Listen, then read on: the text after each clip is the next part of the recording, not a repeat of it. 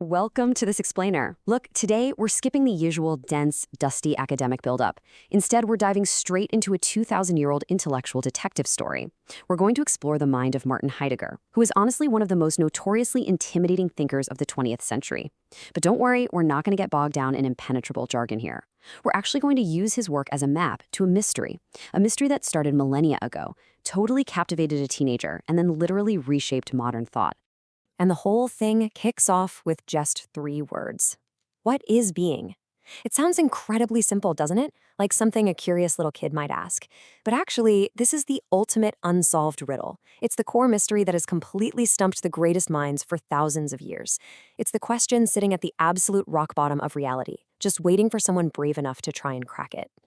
Okay, let's dive into this. Because even the great Aristotle, literally the guy who practically invented Western logic, viewed this specific question as a massive stumbling block. He straight up admitted that this question has always been raised and will always be a matter of perplexity. Aristotle realized early on that the word being is a homonym. It's packed with all these manifold meanings that totally defy a simple one-sentence answer. It's not just a physical object. It's not just a fleeting idea.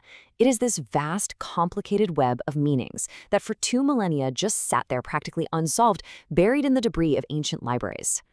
Part 1. A teenager's discovery. So, fast forward to the summer of 1907.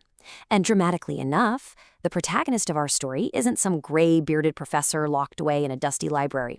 Nope. Martin Heidegger was just a 17-year-old high school student.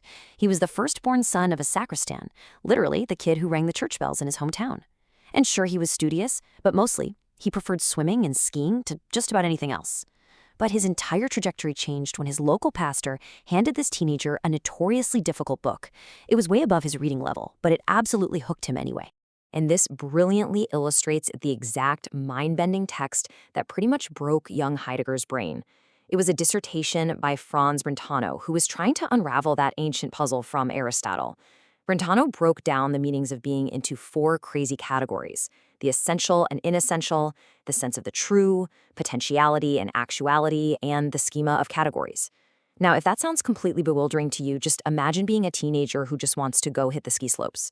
But Heidegger later called this exact book the chief help and guide of his first awkward attempts to get into philosophy. It literally birthed his lifelong obsession with cracking the code of those 4 meanings. Part 2. Inside Basic Writings, the dossier. So, how exactly do we follow the trail of a guy who spent his whole life trying to solve a puzzle that broke his brain at 17? Well, we need a map. To ground ourselves today, we're looking at the physical text of Basic Writings. This striking red book acts as our guide to navigating Heidegger's famously intimidating philosophy. It gathers 9 key essays, plus the absolutely crucial introduction to his masterwork, Being and Time.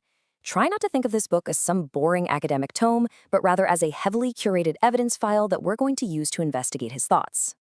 Now, what's really interesting here is the scope of that curation. This anthology was edited by David Farrell Krell specifically to introduce English-speaking students to Heidegger's work.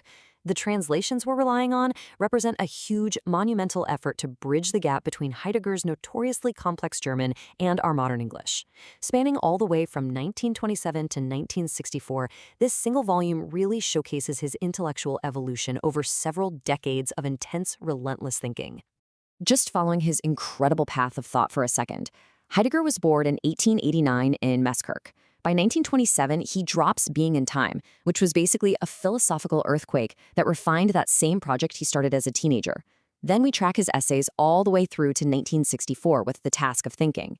And, amazingly, in the winter and spring of 1974 to 1975, an elderly Heidegger actually reviewed the plans for this very volume we're discussing right now, offering his own suggestions just before he passed away in Freiburg in 1976. So we're really looking at the chronological span of a life completely, totally dedicated to one massive question. Part 3. Choose your path. Here is where things get really fun. Even though the book covers that massive chronological timeline we just looked at, the editor's preface explicitly gives us permission to completely break the rules. So the crucial point is that Heidegger deeply discouraged biographical fixations. He didn't want you to obsess over the timeline of Martin Heidegger the man. He just wanted people to engage with the text purely for the sake of thinking. The sequence is not a matter for strict observance. He's effectively inviting you to jump around, follow your own curiosity, and just find your own food for thought. To make that super easy, the editor provides what's essentially a choose-your-own-adventure guide for philosophy, which I absolutely love. If you're a viewer fascinated by the natural sciences, you don't even need to start at page 1. You can jump straight into essays 6 and 7 on modern science and technology. Or if you're an art student or into literature, you can begin with essay 4, The Origin of the Work of Art. Love history or political science? Dive right into the letter on humanism. This brilliantly tailors a really daunting text into a practical, highly accessible entry point customized exactly to your personal interests. It just proves that this ancient philosophical mystery touches literally every single discipline we study today. Let's move to and see how this builds on a quote from the book's opening dedication, which beautifully frames our purpose here. Heidegger speaks of a gathering. The essays in this book are a gathering of thoughts, but more importantly, as readers and learners, we are the gatherers. We assemble here to coordinate our efforts, to take all these disparate, wild clues about science, art, history, and truth, and shelter them into a cohesive understanding of reality. Which leaves us with the ultimate question, the very same one that broke the brain of a 17-year-old skier way back in 1907. Now that you've seen how deeply interconnected this concept is with art, science, technology, and truth, I want to ask you directly, how would you define your own being? It's not just some abstract puzzle for ancient Greeks or German philosophers. It is the fundamental question of your own existence. Keep that question in the back of your mind, let it perplex you, let it spark your curiosity, and dive into the mystery yourself. Thanks for joining me on this explainer, and keep thinking.